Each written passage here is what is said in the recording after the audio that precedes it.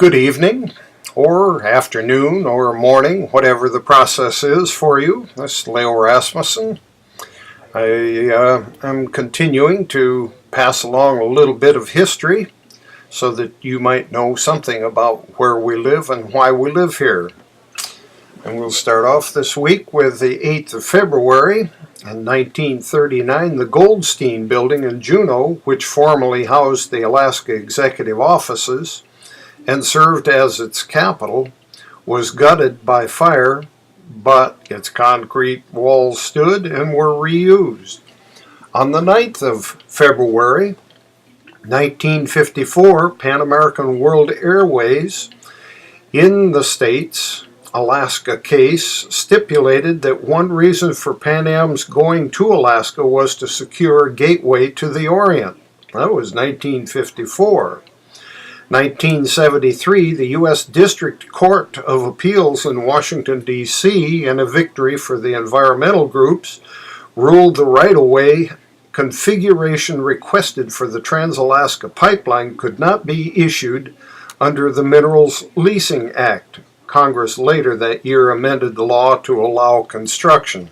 A long struggle to get that pipeline construction started. On the 10th of February, 1830, a Russian Badara, name unknown, wrecked in Crane Bay, Kodiak Island, with 20 locals lost.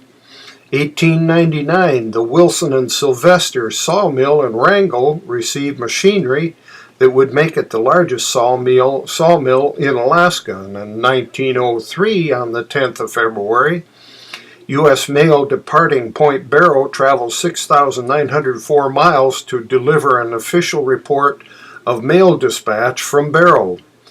By reindeer from Barrow to Kotzebue, reindeer and dog team to Nome, dog team from Nome to Unalakleet, or Eaton as it was called at that time, to Tanana, to Eagle, a total of 2,200 miles in Alaska, from Eagle to Dawson by dog and horse, 112 miles by rail on the White Pass Yukon Railway, Whitehorse to Skagway, 1,000 miles from Skagway to Seattle by boat, and by rail from Seattle to D.C. Total cost $2,329 to deliver the mail to D.C. We'll do one more day here, the 11th February, 1779. Don Ignacio de Arteaga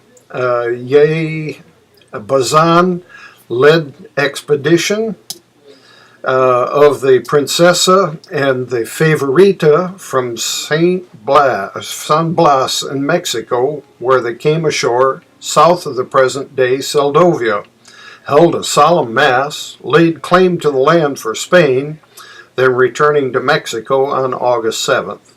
1915, U.S. Representative William Humphrey, Republican of Seattle, denounced the refusal of the previous session of Congress to provide $40,000 for wire dragging in Alaska, and reads into the record a list of 260 wrecks in Alaska waters since the acquisition of Alaska, resulting in the loss of 449 lives.